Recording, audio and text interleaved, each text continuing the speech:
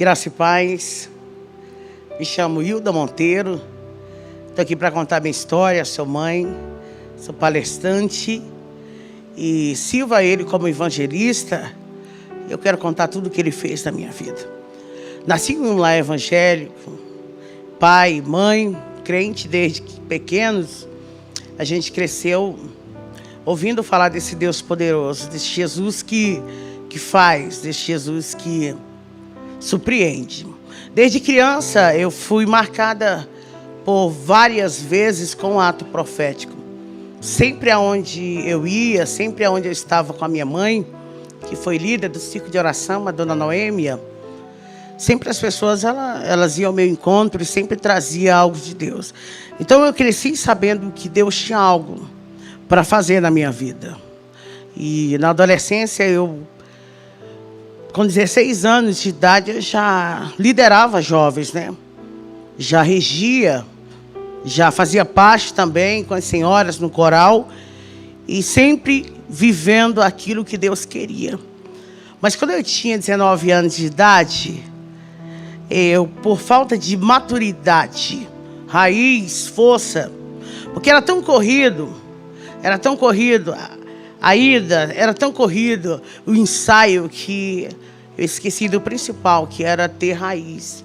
Então o vento veio, a decepção veio, a frustração. E eu fiquei cheia de mágoa, eu fiquei cheia de ressentimento e aquilo cresceu dentro de mim que me afastou da presença de Deus. Eu nunca tinha ido no mundo, eu nunca vivi nada no mundo. Até 19 anos de idade. Estava com casamento marcado com filho de pastor.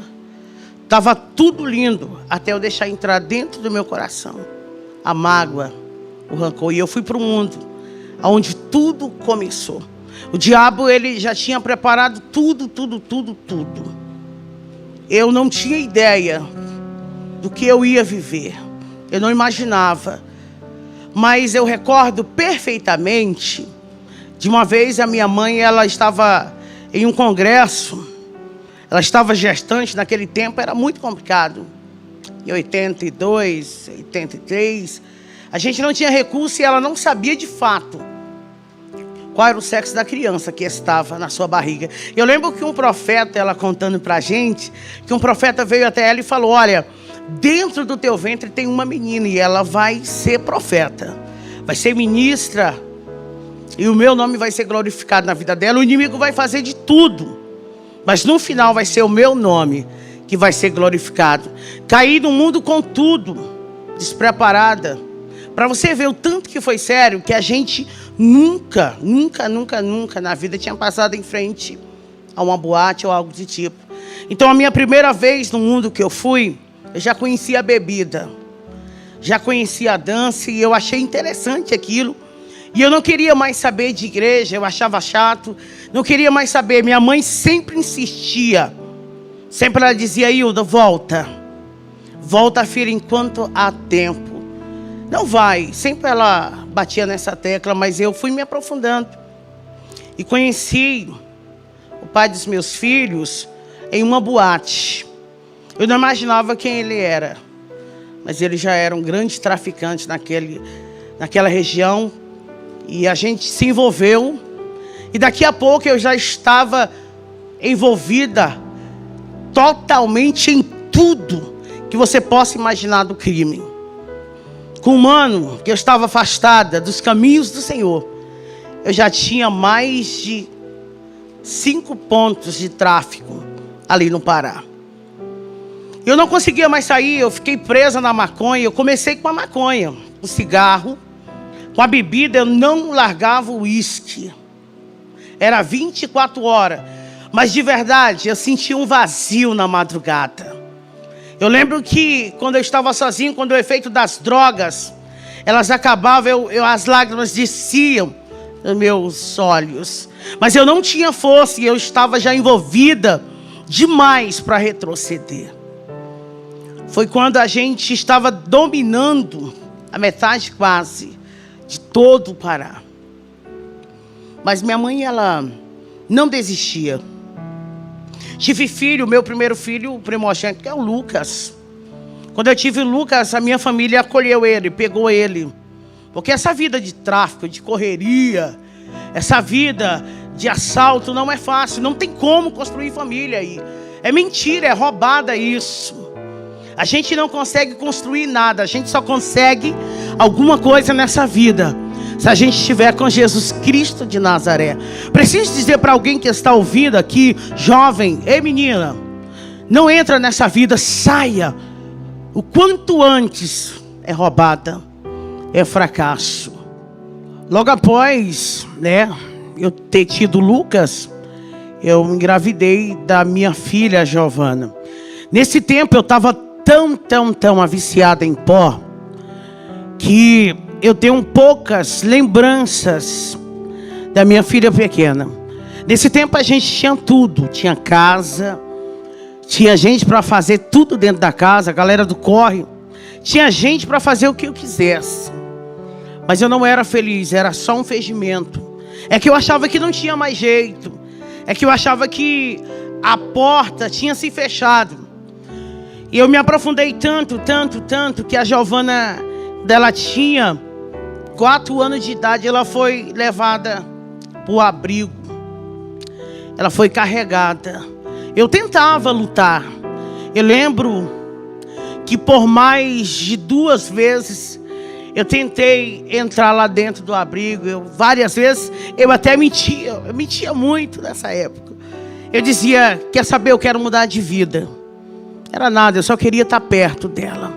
Porque sempre a maternidade, ela vai gritar forte dentro da gente. Meu terceiro filho, eu tive muito filho, gente. Meu terceiro filho, Marcelo, quando ele veio, eu já estava conhecendo um crack. Porque eu queria saber que droga era aquela que tantas pessoas queriam. Porque era 24 horas alguém batendo naquela janela. Eu falei, quero conhecer esse crack. Porque ele deve ser o bom mesmo. É melhor do que o pó, do que a maconha. Porque todo mundo quer. E os comparsas, ele falou pra mim assim, negona, na linguagem deles, se você entrar no crack, já era, hein? Se você entrar no crack, você não vai estar nessa patente. Porque eu já tinha o domínio. Eles me respeitavam como a traficante. Então eu tinha um respeito grande na favela. As pessoas onde eu passava, elas me respeitavam. Elas tinham que atender às minhas ordens. Então tinha um certo temor ali. Então eles me orientaram, o crack ele está vendendo muito. Mas não entra nisso não. Só que eu tinha dentro de mim, dentro da minha mente, a ideia que nada pudesse me dominar. Que eu estava por cima. Que nada poderia me travar. Porque eu era o que eu era. E eu achava fantástico aquilo. As pessoas abrirem. Sabe, para me passar, vem chegando ela. Eu achava interessante aquilo, eu não imaginava que o que Deus tinha para mim era coisas maiores. Eu não imaginava que o que Deus tinha reservado para mim era coisas mais extraordinárias.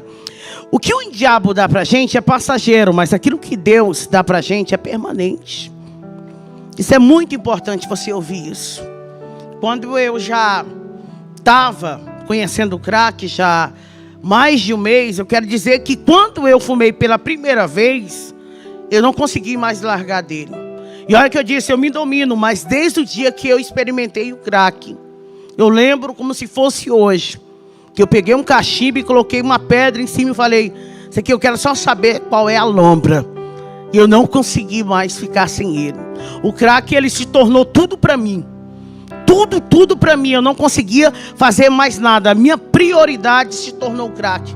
Eu não queria mais nem cheirar pó. Maconha, eu abandonei na hora. Eu falei, o crack é o que eu preciso. O crack, nessas alturas, os meus filhos ficavam indo e vindo. Até então a família, ela tentou lutar pela gente. Eles tentavam lutar, só que a gente não conseguia. Porque quando eu me afundei no crack, quando eu conheci o crack, eu não consegui mais me dominar. Então os meus parceiros, eles me abandonaram. Eles saíram porque eu já estava sendo dependente. Agora eu já não era traficante. Agora eu era uma usuária. Então tudo aquilo que eu tinha, o nome que eu tinha, foi se acabando. foi se acabando, porque eu não conseguia fazer outra coisa a não ser ficar com o cachimbo na mão 24 horas, era só dando ordem com o cachimbo. Então fui perdendo tudo, anel de ouro, cordão de ouro, moto, fui perdendo posicionamento. E o muito interessante isso aqui, gente, a catraca ela roda. Eu lembro que um dia eu estava lá em cima e quando eu dei fé eu estava nas ruas, Camandaraçúbia. Só que não estava já nas ruas, olhando para um lado e para o outro, tentando me refazer, mas eu não tinha mais ninguém. Detalhe, você não tem amigo no mundo, você não tem amigo do corre, você só vale o que tem. Quando você não tem mais nada, você não vale mais nada. Então não se iluda com os pássaros que batem no teu ombro, eles vão bater até você ter para eles. No dia que você não tiver mais nada, todos eles vão virar as costas. Só que a minha mãe, ela nunca virou as costas para mim. Nunca. Todo mundo dizia: ô dona Noemi, por que a senhora não desiste? Por que a senhora não larga ela? Não adianta. Ela já saiu na manchete de novo. Poxa, a Hilda vai aparecer qualquer dia desse aí no jornal, morta. Minha mãe dizia: não, o que Deus tem para fazer na vida da minha filha vai ser feito. Por mais que eu não veja, mas o mundo vai conhecer o Deus, eu não desisto. E ela subia nos morros, nas vielas, e eu lembro que isso era tão poderoso. Eu preciso falar isso, porque tem uma mãe me ouvindo aqui, tem mães que vão me ouvir. Não desista. E ela subia na favela e todo mundo abria o caminho e dizia: vai passando uma crente, deixa ela aí, porque a filha dela está lá no morro, lá em cima. Acredita que ela passava óleo de unção? Ela fazia tantos atos proféticos, e ela batia no meu peito, eu desnorteada, drogada mesmo, e ela batia no meu peito e dizia: Hilda, tem uma promessa de Deus para a tua vida. Eu dizia: mãe, não tem mais nada para mim nessa vida, eu não tenho mais nada, o que eu tenho é isso aqui, o que restou para mim é isso aqui. Mas sempre ela liberava uma palavra dizendo: filha, Deus vai te resgatar.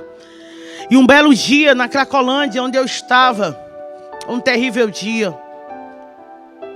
meu irmão chegou até a mim e falou assim: vamos no hospital. Eu não imaginava o que estava acontecendo. Ele disse: vamos no hospital, que a mãe está mal. Quando ele falou aquilo, as minhas pernas, elas tremeram, porque a minha base era ela. Porque meu pai não entendeu o que aconteceu, ele não conseguiu compreender. Porque para ele foi doloroso. Ele criou a gente debaixo, sabe, de muita palavra. Com meu pai era sim, sim. Meu pai é um homem direito. Então ele ensinou para a gente comprar e pagar. E agora ele tem uma filha que rouba. Uma filha que tem mais de 27 passagens na delegacia, que saiu no jornal por sequestro várias vezes. Várias vezes teve que sair no jornal: olha o tanto de arma. E os filhos, cadê? Isso para ele não suportou, então ele rejeitou. Então só tinha minha mãe por mim. E quando eu cheguei naquele hospital, ela estava dando seus últimos suspiros. E ela com o aparelho nela, em cima dela. E ela dando os últimos suspiros. Eu lembro que ela virou o rostinho para minha direção. E com a mão assim, para o meu lado, ela fazia assim. E olha que ela já estava há dias, ela entrou em coma por 3 vezes. Calma na súbia. Mas ela estava me dando um sinal ali daquele dia. Ela fazia assim com a mão. Ela não conseguia falar, mas ela estava fazendo um sinal. E eu lembro que os aparelhos foram apitando. E os médicos vieram para cima e tentaram fazer. Ela teve parada cardíaca e se foi. E eu perdi a minha ajudadora. E eu perdi a única pessoa que tinha coragem de enfrentar o mundo inteiro. Porque quando alguém dizia não tem jeito, ela dizia tem jeito. Porque o meu Deus, Ele é poderoso. Tem jeito para Hilda. Meus sonhos se acabaram ali. E eu queria um abraço, mas eu não tinha. Eu escutava dentro daquela sala: ela se foi por culpa sua, de tanto desgosto. Eu queria alguém para abraçar, mas eu não tinha. Não tinha força. O pior foi o velório. Porque eu não tive acesso. Eu tive que ficar longe. Porque os meus irmãos não compreenderam. Eles não entenderam o que aconteceu. E eu gritava lá no portão, eu gritava, deixa eu ver ela. E eu pensei, o que eu tenho agora? Meus filhos não estão comigo. Meus filhos vivem na casa de um e de outro, em abrigo. A galera que eu tinha me abandonou. E a única pessoa que eu tinha que me amava, que eu sabia que me amava, era minha mãe. E agora ela está sendo enterrada. Eu falei, eu vou ser pior do que eu fui. Agora que eu vou fazer muito mais. Eu vou fazer o dobro de tudo errado que eu fiz até hoje. Eu fiquei com mais ódio de todo mundo. Eu comecei a tramar coisas a respeito da minha família.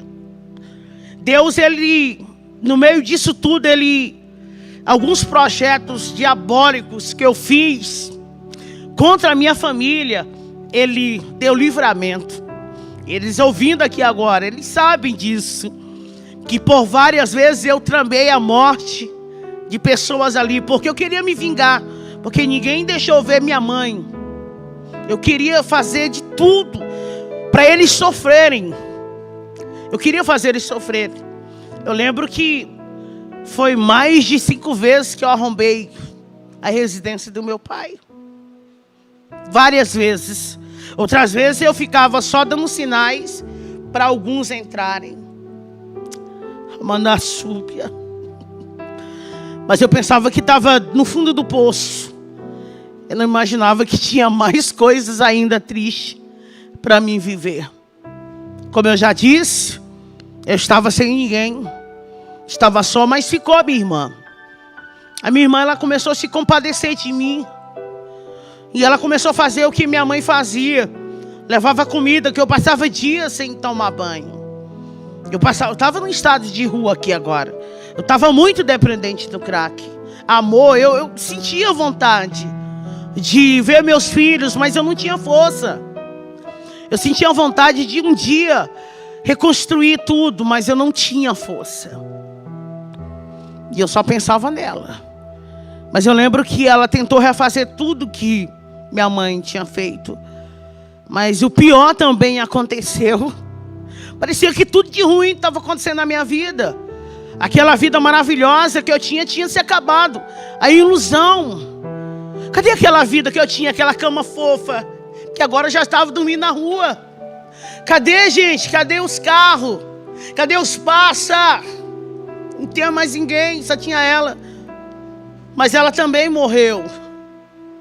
Ela também se foi. O que é essa agora? O que fazer agora? Eu pensei que estava pior. Eu descobri que eu estava grávida. Não vi a criança crescer. Não vi a criança se mexer. Não vi nada disso. Um dia, eu comprei 10 gramas de crack e falei, hoje eu vou fumar tudo isso e depois vou tirar minha vida. Eu quero pelo menos ter uma overdose. Eu injetava na veia. Eu falei, vou fumar tudo isso e depois eu tiro a minha vida. Por que viver?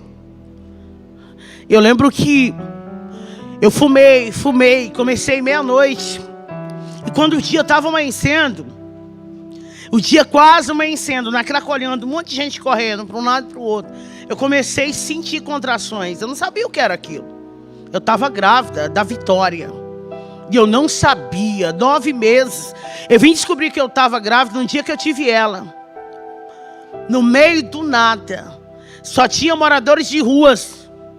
Quando eu senti aquelas dores. E ela nasceu, pequenininha, 2 quilos. No meio do lixo. Cabaraçu. Ela nasceu envolvida naquilo, eu não tive força nem para pegar ela, eu não tive reação. Alguém correu e veio, pô, a negona está tendo filho. Começou a gritar e o povo começou a aglomerar ali e eu não consegui nem me mexer, fazer nada. Eu lembro que alguém cortou o umbigo ali e pegou aquele pacotinho, aquele bebê e arrancou assim, ela estava dentro daquela bolsa e tirou. E alguém falou, é uma menina. Eu falei, ela tem que ser chamada Vitória. Ela é uma vencedora. A Vitória, ela foi doada. Eu dei a minha filha. Eu não sabia o que eu estava fazendo ali. Eu não tinha condição de criar filho.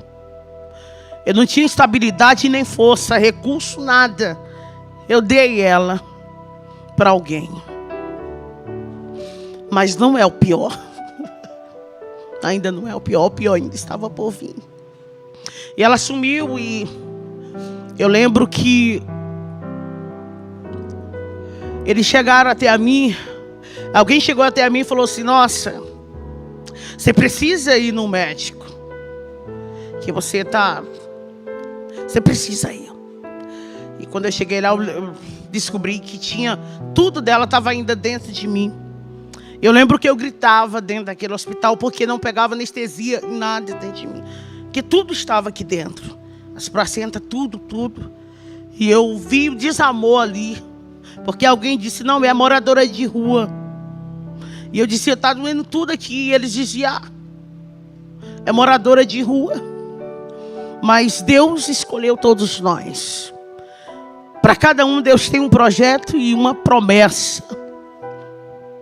Para cada um, Deus tem um projeto e uma promessa. Não importa o estado que você está. Eu não sei em que estado que você está passando. Mas há uma promessa de Deus para você viver. Há uma saída para você. Tem jeito. Tem jeito. Quando eu voltei dali, eu fui convidada para fazer um assalto. E eles disseram para mim, Negônio, eu quero te dar uma chance, viu? Nós queremos te ajudar de novo, sabe? Você vai ficar observando agora. Você vai ser aquela que vai estar olhando. Nós vamos meter o bicho ali. E você vai ficar observando tudo. Se sair tudo bem, nós vamos lutar com você. E vamos tentar te trazer para a galera. Nós era 9, eu era a única mulher. Eu falei, não, eu só quero uma chance para me provar que eu estou bem. É porque eu estou mal. Isso, eu estava com 45 quilos na época, quando eu estava no estado de rua. Meus filhos, como eu disse, estavam rodando. Meu pai não suportou, ele mudou do lugar onde ele viveu a vida inteira. Ele mudou de cidade, vendeu tudo. Já tinha perdido a sua esposa, tinha perdido a sua filha e muitas outras coisas aconteceram. E ele mudou e disse, fala para ela se um dia ela aparecer aqui, que eu não tenho filha ladrona. Você entende? Zero expectativa. Você entende que não tinha jeito pela sociedade. Eles todos me desprezaram. Todos me desprezaram. Então aquela oportunidade eu vi como um engajamento para mim me levantar. Só que não. E a gente foi e o assalto deu certo. E a gente ficou com muita grana. Eu falei, vou dar um passo. E eu lembro que a gente foi para uma casa e a gente foi contar o dinheiro. Manassúbia. Só que o diabo, eu não estou te falando, ele tinha projetado tudo. E tinha alguém ali que não era fiel. Tinha alguém ali que não era leal. Tinha alguém que passava informação. E eu lembro que quando a gente estava contando, aquela porta, ela foi arrebentada. E eles entraram com fuzil. E foi muita coisa ali dentro. Não tinha o que fazer. A gente foi pego com fraga. Foi fragante. Tinha droga, tinha arma. Nós estávamos contando dinheiro no dia. Ninguém estava com arma no punho ali. Ninguém. Então não teve como reagir. Eles chegaram e prenderam. E eu fui direto para o presídio. O delegado falou para mim assim, Dr. Luiz Antônio, meu amigo hoje, ele disse, é 10 anos, viu? De cadeia. Para você ter ideia, eu não tinha medo, não era de puxar os 10 anos. Era dos acertos de conta dentro do presídio de mulheres. Porque eu tinha feito muita coisa, eu tinha feito muita coisa. E eu sabia que tinha alguns acertos ali. Eu também sabia que tinha gente mais forte lá dentro. Eu lembro que alguém passou o fio e disse: mata ela aí dentro, porque ela quase me matou um dia. Ela bateu tanto em mim, esses meus dentes quase todos foram arrancados, tudo ela. Mata ela para mim na cela. Mata. Mas eu lembro que tinha uma moça chamada Helena dentro da cela, nós era 3.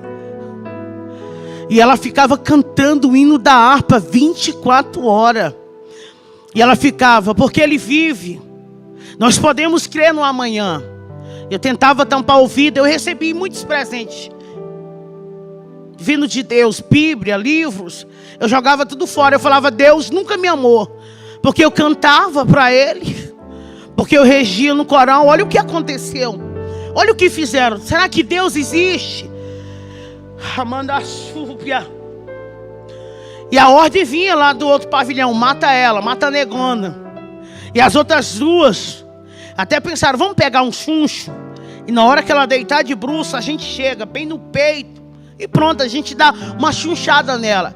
Só que a Helena era mistério de Deus dentro da cela. Porque quando a notícia chegou, ela disse: ela não, Deus tem algo para fazer na vida dessa negona aqui, ó. Nossa, eu vejo ela com uma potência, sabe? E eu consegui. E eu lembro que com 15 dias me chamaram de novo. E ele falou: Hilda, você vai ser solta. Eu não sabia, mas tinha uma trama por aí. Você vai ser solta. Eu falava: como assim ser solta? Não paguei nada, não fui questionado em nada, nem nada, gente. Nem meu advogado. Nada. Que pega as causas da gente. Aquele que tem lá. Ele disse: não, você vai ser solta. Você vai ser solta. E eu lembro que eles me levaram para um lugar. E lá tinha uma casinha preparada, sabe? Eu lembro que eles fizeram eu, aleluia, beber muita água de esgoto ali naquele dia. Eu tive que ser pisada ali. Mas não era o fim da humilhação. Não era o fim da humilhação. Eu lembro que alguém disse: vamos acertar aqui. Sempre tinha alguém que vinha com uma resposta de Deus. Eu lembro que o fuzil estava aqui, ó, aqui. E eu fechei os olhos para sentir o estralaço. E alguém disse: faz isso não, deixa que com eles se viram. Em outra palavra, deixa que eles mesmos se matam. Não vai girar um dia, não vai durar um dia. E eu vim para um bairro, que era uma favela chamada Frigorífico, uma das mais respeitadas da época lá, de Redenção. E quando eu entrei ali, doida para fumar crack, doida, eu queria só crack. E a gente foi lá para o lugar onde eu tive a vitória, lá para Cacolândia. E quando eu cheguei, minha cabeça estava valendo já. Minha cabeça já estava valendo, porque até então ninguém sabia quem tinha sido aquele informante. E o informante tinha uma parceria. Ele falou: vamos jogar a culpa nela, porque aí eu saio de boa. Então você sabe como é que é lá. Você sabe como é que é o X9. Então minha cabeça estava rodando e eu sem saber de nada. Sem saber de fato quem era. E alguém falou: negona, foge daqui, porque tua cabeça está valendo pedra. Está valendo 3.000 e muitas pedrinhas. Foge daqui. Só que quando ela disse isso, alguém disse: Hilda, negona, vem cá, chegou uma da boa, vem fumar com a gente. E ali estava o esquema para a minha execução naquele dia. E eu fui, meu coração bateu, adrenalina, eu queria fumar. E eu lembro que eu sentei de um lado de uma garota e do lado de outra. E o cara que estava já com o esquema da execução ficou em pé, porque ele tinha que dar sinal para os caras virem na hora, que eles estavam de moto do outro lado. E ele falou para mim: fuma tua última pedra aí, negona. Eu senti a morte ali, mas eu não estava nem aí mesmo. Não tinha mais nada. E eu senti ela tão perto de mim. Senti algo frio, tenebroso, mas eu senti também algo diferente ali. E quando eu puxei, liguei o isqueiro e puxei para fumar aquela pedra, ele fez assim. E aqueles caras vieram. E aí chegaram bem na frente e um disse na cabeça. Atira na cabeça. E eu lembro que eles estararam. 12 disparos.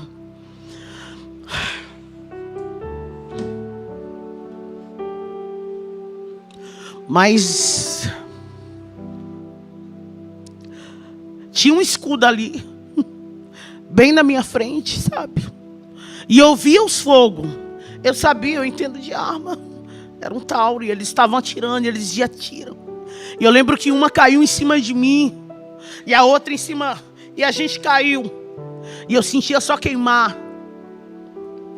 Mas de repente eu estou levantando, e eles disseram, corre, que a polícia foi acionada. E eu consegui me levantar com elas em cima de mim. Eu peguei uma que estava grávida, ainda consegui correr para a rodoviária. E hoje eu passo lá e fico tirando foto. E eu corri para a lanchonete, deixei aquela menina ensanguentada. Mas nenhuma bala entrou, só tem as marcas. Nenhuma entrou, e eu corri para cima de um morro e fiquei lá por 3 dias. No Serrinha. Sem saber o que estava acontecendo. E eles virou notícia de jornal. Morreu uma grávida e uma trabalhada. E aquele que armou, ele morreu também. E eu estava viva, sanguentada, meio do mato. Foi 3 dias, mas com 3 dias eu não aguentei. Eu tinha que beber água. Me deu fome, eu não estava noiada. Eu tinha que descer, e eu venho descendo. Na Otávio Batista Arantes, no setor Serrinha. Eu venho descendo, 9 horas da manhã. Quando vem aquelas irmãs do círculo de oração. Elas estavam saindo da igreja. E uma marchou e disse para mim no meio da rua: foi eu que te dei livramento. Manassoriébia Candarábia. Foi eu que cuidei da tua vida. Ei! Deus manda eu te dizer: sai dessa cidade ainda hoje. Foge, porque está tudo preparado. Eu tenho algo preparado, mas hoje Deus disse: você precisa sair. E ela me deu um dinheiro que estava dentro da Bíblia, era R$20, nunca vou esquecer. E ela orou por mim, e eu falei em pensamento. Eu falei, claro, ela está dizendo isso porque saiu no jornal. Lógico que eu estou só o sangue, por isso que ela está dizendo sobre morte. E ela disse, por que tu está pensando isso? Sou eu mesmo que estou falando contigo. Eu não vi nada em jornal. E ali eu temi, porque Deus falou sobre o meu pensamento. Eu corri, falei, vou despedir do meu pai. Eu vou pedir perdão para ele. E vou me embora daqui. E vou tentar recomeçar. Depois eu volto atrás para pegar eles. Eu preciso e eu fui. Quando eu cheguei lá, aconteceu aquilo que eu falei há pouco. Ele tinha vendido tudo e tinha ido embora. E a moça fez questão de dizer para mim: seu pai disse, se você morrer hoje, você vai ser enterrada como indigente. Você não tem família. Corri para a saída da cidade. E quando eu olho para trás, tinha 2. Eles conseguiram me alcançar. E eu fui esfaqueada ali. Quando eu acordei, eu estava no regional. Eu passei 30 dias. As minhas pernas, elas foram atingidas. Quase cortaram minha veia. Eu quase fiquei paralítica. Foi Deus que tinha uma obra.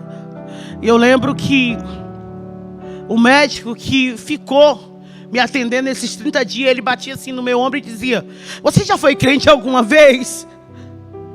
Você já foi crente? Porque eu sou católico, eu acredito na Nossa Senhora, mas você tem algo para viver, porque alguém morreu ontem com 2 facadas e você está toda cortada, está viva. Quer um conselho? Volta para o Jesus teu. Até ele, um médico que era católico, ele tinha um rosário e tudo, no jaleco dele, tudo tinha a imagem da santa. Ele ministrou sobre mim, sabe? Volta para Jesus. E eu falei, vou voltar. Meu braço, ele saiu do lugar. Eu tenho marcas na pele, mas o que mais dói é as marcas da alma, porque as consequências, ninguém foge dela. Por isso que eu estou falando para você, as consequências, elas vêm. Eu choro no Natal, que as consequências, elas vêm. Não é que eles não gostam, mas as consequências, elas vêm. Não é que eles não querem ter eu perto, é que as consequências, elas estão ainda em evidências. Eu saí daquela cidade, virei, me tornei Andaríria. Uma cidade num dia, outra cidade no outro dia. Eu ficava em ambientes de prostituição. Era ali que eu ficava, onde eu tinha comida, e ali eu vendia droga, fumava, vendia, fumava, até que eu fui para o último paradeiro. Meu último paradeiro, Marabá, Pará, foi ali na 32, que ali acabou. Não tinha mais força para nada, então minha droga era o Tine. Quando não tinha, eu ficava cheirando cola e eu só ficava pedindo esmola na porta da rodoviária. Eu preciso falar para alguém aqui. E várias vezes eu via os pastores entrando na rodoviária, missionários, e eu ficava olhando para eles, querendo ouvir uma palavra. Eu queria ouvir deles assim: ei, Deus te ama. Ninguém falava nada. Seja diferente. Seja diferente, comece a olhar para a alma de alguém. Comece a enxergar o interior, não o exterior. Tem alguém pedindo socorro e você passa e não vê. Mandagaçúbia. Eu queria os pastores com as bíblias lindas, sabe, todos bem preparados, missionários, cantores, passavam ali, eu ficava na porta da rodoviária pedindo esmola. Eu queria só uma moeda para mim comer, comprar alguma coisa para mim comer com aquela moeda. E não tinha uma palavra: Jesus te ama. Não tinha uma palavra: tem jeito. Mas Deus visitou a dona Ildenê, uma crente, e Deus falou para ela: tem uma filha minha lá no meio daquela rua. E chegou o tempo de eu dar um ponto final nisso. Andara sépia. Você não vai ficar aí a vida inteira. Tem providência de Deus, socorro de Deus chegando para a vida de alguém agora. Estou sentindo uma unção de Deus aqui neste lugar. O Espírito Santo de Deus manda eu dizer que está chegando um livramento. Uma porta se abre para a tua vida aí. Remaraçúbia. Visita alguém por causa do teu nome, por conta de uma promessa que eu te fiz. Deus visitou a dona Idenê. Ela tinha uma barraca de comida do outro lado. E Deus falou para ela: vai lá e pega ela e cuida dela para mim. Ela chegou com uma marmita perto de mim, no meio de mais de 50 moradores de rua. A gente brigava por papelão para dormir, gente. Quantas vezes na minha vida eu ia na lixeira, revirava ela para me comer. Eu comi guardanapo muitas vezes, sentindo o gosto da comida. É barato. E ela foi até o meu encontro. E ela disse: senta aqui. Estou vendo a cena aqui. É como se eu estou vivendo tudo, sabe? E ela falava assim: conta a tua história. Eu falei: minha história não existe. Sou um morador de rua. É isso que a senhora está vendo. E ela: não, conta a tua história de verdade. Conta a tua história, porque Deus me disse que você tem uma história. Conta ela para mim. Eu falei: não, eu só quero comer. E ela olhou para mim e disse: qual é o seu nome? Eu disse: é Hilda. Ela disse: Hilda, a partir de hoje, na rua você não fica. Ela disse: Hilda, a partir de hoje você vai ter uma cama para dormir. Eu vou te ajudar. Eu falei: não, mas eu sou usuária de droga. Eu sou ladrona. Eu falei mesmo. E ela disse: não importa. Por você eu vou pagar o preço, porque Deus mandou fazer isso. Mandagaçúbia. Relabracalacébia. E talvez você fique se perguntando por que você ora tanto por alguém, né? Que está aí. É isso. Ela me levou para a casa dela. Quando eu cheguei na casa dela, o marido dela levou um susto. Os filhos músicos, crente, pastor de igreja, outro presbítero. E eles levou um susto porque é estado de rua. Aquele cabelo que nunca foi penteado na vida. Chiclete, tudo que você pudesse pensar colado. Seca, só o lixo. Eu na porta magra, acabada, destruída, descalço. E ele disse: você enlouqueceu, Ildenê. Que isso? Ela disse: não, foi Jesus. Eu lembro que eles foram rapidinho para a cozinha e alguém disse assim: mãe, ela vai matar a gente quando a gente estiver dormindo. Ela parece um bicho, mãe. E ela disse: não, filho. Não vai acontecer nada disso não, porque o Deus que mandou fazer isso, Ele se responsabiliza. Deus vai te dar recurso pelaquilo que Ele confiou a você. Ela começou a lutar comigo. E eu ia para a igreja e eu caía possessa. E eu manifestava. Foi 1 ano ela me levando para a igreja, 1 ano. E eu dizia: por que você não desiste? Ela dizia para mim: Ilna, quem desiste não vive as coisas grandes de Deus. Você tem um sonho? Não desista, porque só aquele que persiste vai viver o que mais ninguém viveu. Ela não desistia de mim e eu ia para a rua mesmo assim. Ela começou a pagar curso para mim. Ela falou: olha, eu vou te transformar em uma cozinheira maravilhosa, uma profissional. Nossa, você vai ser líder de cozinha aí, garota. Você vai ter uma profissão. Que os meus sonhos tinham se acabado lá com 19 anos. Meu sonho de ser médica que eu tinha lá, com 19 anos eu entreguei ele. Eu comecei a fazer cursos e cursos e cursos. Daqui a pouco não é que eu estava profissional mesmo. E não é que eu me tornei chefe mesmo de cozinha, gente. Eu comecei a liderar pessoas. E eu já estava criando fórmulas, já estava com aparência melhorada. Isso já tinha mais de 2 anos. Sem notícia nenhuma dos meus filhos, nada. Sem saber onde eles estavam, meu pai, nada. Eu estava me erguendo. Mas o crack, eu não conseguia largar o crack.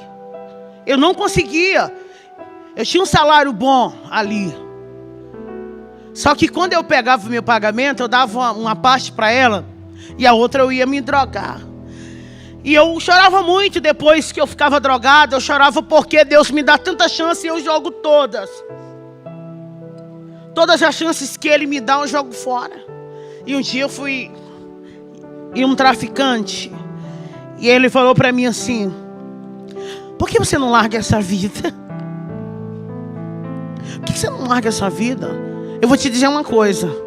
Aqui no meu ponto, eu não te vendo mais nenhuma pedra de crack.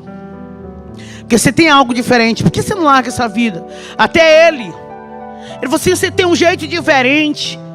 Aqui você não compra. Aqui nessa folha eu vou falar para todo mundo: você não vai mais comprar. Sai dessa vida. Eu fui em outro. Para resumir tudo aqui. E ele me vendeu. E eu saí e ele falou para mim algo assim: ó, hoje é sexta-feira. E você sabe que está matando muitas mulheres aqui. Foi um alerta ali. Você sabe que aqui está amanhecendo todo dia 6, 7. Não vai pela rua tal não. Para não ficar. Eu estou te dando esse conselho. Só que aquilo foi algo tão tentador por conta da adrenalina que o crack faz a gente sentir. Que eu falei: nossa, essa rua, o que tem lá? Eu fiquei pensando, e o diabo, ele estava ali. E ele falou: boba, vai por ela mesmo, que é bem perto.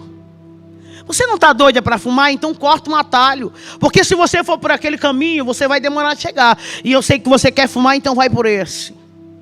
Eu não sabia, mas ali era um ponto de desova humana.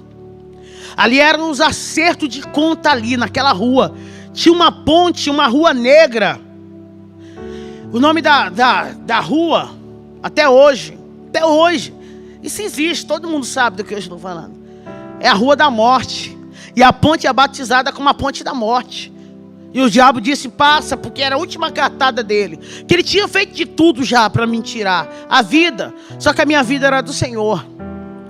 Ele fez muita coisa, só que na minha vida Ele nunca tocou. E quando eu vou passando na ponte, louca para fumar descalço, porque eu já estava vivendo as loucuras da reação do crack. Eu quase perdi esse meu dedo aqui, porque eu ficava fazendo assim no asfalto. Eu puxava o cabelo, eu via pessoas que não existiam. Ninguém sequer tinha coragem de fumar uma pedra comigo.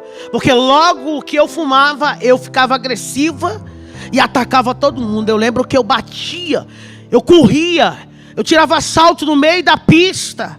Eu puxei os meus cabelos todos aqui. Isso aqui já é um trabalhar de Deus. Isso tudo que você está vendo aqui é Deus sendo glorificado em uma história de alguém que era improvável, mas venceu por conta de uma promessa. E no meio daquela ponte tinha alguém terminando de desovar um corpo. Eu lembro que o isqueiro dele foi aceso e ele estava com uma arma desse tamanho, uma arma branca, um facão, e aquele corpo estava todo já cortado. Estava tendo uma execução.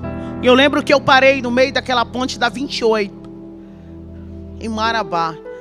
Eu dobrei meus joelhos porque eu estava pisando nos órgãos dela ali no meio da ponte. Estava fazendo barulho, o sangue pingava na água e fazia tchá. Quando eu olhei, que ele riscou o isqueiro de novo, só estava daqui para cima. Ele tinha cortejado a menina. Saiu no jornal isso tudo. Isso aqui saiu no jornal. Isso aqui não tem como esconder. Isso aí. O mundo viu. O Pará viu. Foi um acerto de conta. Porque alguém namorou alguém que não podia. Cuidado, filha. Ouça sua mãe e o seu pai. Ouça os seus líderes. Não, amigos que te arrancam da presença de Deus não são amigos. Porque amigos, eles te aproximam de Deus, não tira você de perto dele. E eu dobrei meu joelho ali e eu comecei a chorar. Aí eu lembrei dos hinos que minha mãe cantava. Eu lembrei da gente caminhando num trieirinho na roça, na súbia, indo para uma igrejinha de palha, adorar o Senhor e aprender na escola dominical. Eu comecei a lembrar dos meus filhos. Eu falei, poxa, eu dei uma filha, nem expectativa um dia de ver, de falar para ela assim, pô, sua mãe fez isso, sem consciência. E o Lucas, que tanto sofreu por mim, meu filho mais velho, porque ele tinha que aguentar dos coleguinhas que a mãe ela era a dona. Aí ele tinha que ouvir dos coleguinhas, aí filho de peixe, peixinho é, cuidado com ele. E eu lembrei do meu filho, como eu não vou poder abraçar ele e dizer, filho, perdoa a mãe. Como que eu vou olhar para Giovana? Eu queria ter essa oportunidade. Foi um filme ali no meio daquela ponte. Eu lembrei daquela profeta de manhã. Eu lembrei daquele médico. Eu lembrei de tudo. Mas não tinha mais jeito. Estava eu e um corpo e alguém matando. Tinha terminado, perdão, de matar alguém. Não tinha para onde eu sair. Não tinha luz. Não tinha pessoas. Não tinha casa ali perto. E eu falei para Jesus no meio da ponte. Eu sei que o Senhor me deu a oportunidade.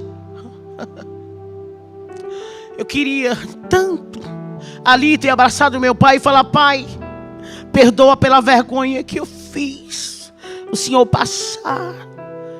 Perdoa pelas vezes que eu lhe roubei. Eu queria abraçar e falar para os meus irmãos, eu amo vocês. Eu queria ter feito, mas ali não tinha mais jeito para mim. Eu achava que acabou. Era a última chance. Acabou. Eu lembro que eu aqui com as 3 pedrinhas de caque na mão. Eu falei, Deus, me dá uma chance. Que eu não vou te desonrar. Aí eu falava, eu dizia, eu sei que você não vai me dar mais. Porque tu me deu milhares. Eu fui esfaqueado, eu fui atirado, eu fui baleado. E eu vivi e eu não olhei para ti. Eu abaixei a cabeça e senti uma presença diferente. Eu falei, é ele. Ele vai só arrancar minha cabeça. E eu ainda fiz assim, eu lembro. Eu fiz assim. E respirei. E falei, Deus, me perdoa. Não deixa eu ir para o inferno. Eu vou morrer aqui. Mas pega a minha alma. Em memória de tudo que a minha mãe fez. E eu lembro que uma mão bateu no meu ombro. E eu falei, é ele o assassino. Só que não era. Aquela mão não era daquele homem. Aquela mão era de Cristo. Aquela mão era do Todo-Poderoso. Maracandaraçúbia. E uma voz veio e disse, Hilda, te levanta. Eu fui me levantando. E a voz disse, vira para a direita agora. Aí ele falou comigo: sou eu que te visito aqui. Eu vim para dizer para ti que eu vou mudar tua história hoje. Hilda Monteiro. Ele falou meu nome, Hilda Monteiro. Eu vou devolver tudo que o diabo roubou. Baracalabaçúbia. Ele disse: eu vou devolver teus filhos. Eu vou devolver a dignidade. Eu vou devolver tudo. Vai ser tudo diferente. E eu fui me arrepiando, e eu andando. E aquela voz falando. Eu cheguei desesperado na casa da dona Idenê e falei: dona Idenê, estou indo embora. Ela disse: filho, o que aconteceu? Eu falei: Jesus me encontrou na ponte e ele disse que vai me devolver tudo. Ela: filha, me conta direito. Eu disse: depois eu conto. Beijo, eu lhe amo. Eu preciso caçar minha família, porque Deus falou comigo na ponte. Cheguei no meu patrão, seu Fernando, falei: dá baixa na minha carteira, me dá só o dinheiro da passagem para Canaã dos Carajás. Marabandaçubi. E ele olhou para mim, ele sabia que eu era usuária, só que eu era uma ótima profissional. E ele disse: o que aconteceu, filha? Eu posso te ajudar? Você quer um advogado? Você quer ir lá para casa, para minha fazenda? O que foi? Me conta. Eu disse: não é nada do que o senhor está pensando. É porque eu encontrei com Jesus na madrugada na ponte. E ele disse que vai mudar a minha história e eu preciso ir.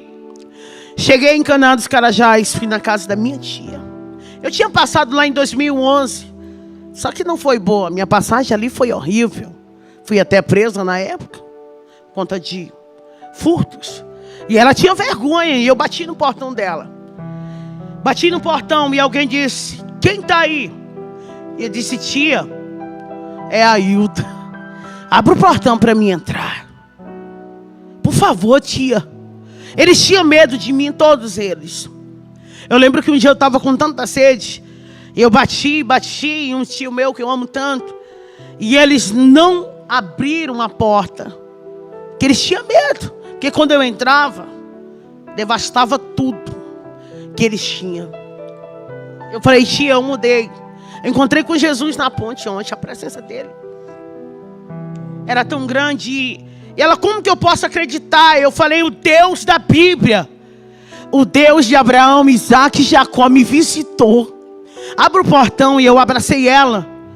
E ela falou: nossa, filha, como o teu semblante está diferente. Hilda, o que aconteceu? Eu falei: tia, é isso. A senhora ama a Deus? Ela disse: eu amo. A senhora ama a palavra dele? Ela disse: eu amo. Eu falei: então me dá o endereço do meu pai agora, porque eu sei que a senhora sabe onde ele está. E ela disse: eu não posso fazer isso. Eu falei: mas a senhora disse que ama Deus e ama a palavra. Tia, me dá o endereço do meu pai, por favor. E ela: não, minha filha, eu não posso fazer isso. Eu falei para o Teodoro: eu não posso, porque ele disse que se alguém desse o endereço dele, Hilda, eu não posso fazer isso. Eu disse: tia, por favor, por favor. E ela, chorando, falou: filha, pega o endereço. E eu peguei uma moto e fui para um mototáxi, fui parar lá, naquela rua, naquele endereço. E o dia já estava indo, era quase 5h30. E eu lembro que eu bati na porta da casa. E de repente a janela foi se abrindo. E apareceu um senhorzinho com os cabelos brancos. E ele deu um grito: Lucas, corre e abre a porta, porque a tua mãe está viva. Amara sépia. Jesus já tinha feito tudo por mim. Jesus tinha visitado meu pai, gente. E Deus tinha dito para ele: abraça ela, porque agora uma nova história, Rebanassúbia, eu faço para Hilda Monteiro. E ele me abraçou e disse: filho, o que é meu é teu, a minha casa é tua. Filha, com 1 ano, eu encontrei os meus filhos. Eu achei a Giovana no abrigo. Foi tão lindo que as pessoas se disponibilizaram lá no conselho tutelar para me dar todo o suporte que eu precisava, o recurso para me buscar meus filhos. Quando ela me viu, ela disse: mãe, a senhora veio me buscar. Mãe, a senhora veio me buscar. Eu falei: filha, eu vim te buscar. O estado que ela estava era deplorável. Peguei meu outro filho, o Lucas, a gente já estava tudo junto. E a gente começou a viver tudo que Deus disse que a gente ia viver. E Deus começou a fazer as coisas crescerem. E a minha casa estava bem. E eu comecei a entender o que era propósito e chamada. Então eu conheci a palavra de verdade. E eu me apaixonei. E eu comecei a pregar, comecei a cantar novamente. E eu cantava, e eu pregava. E Deus dizia: conta o que eu fiz na tua vida. E eu comecei a ficar em guerra e falando: Deus, o que eles vão falar? O que eles vão pensar? E Deus disse: Hilda, não é sobre o que eles pensam a respeito de você, é sobre o que eu penso a teu respeito. Abra a tua boca e fala tudo o que eu fiz, porque o meu nome vai ser glorificado no Brasil inteiro. Porque o meu nome vai ser glorificado nas nações.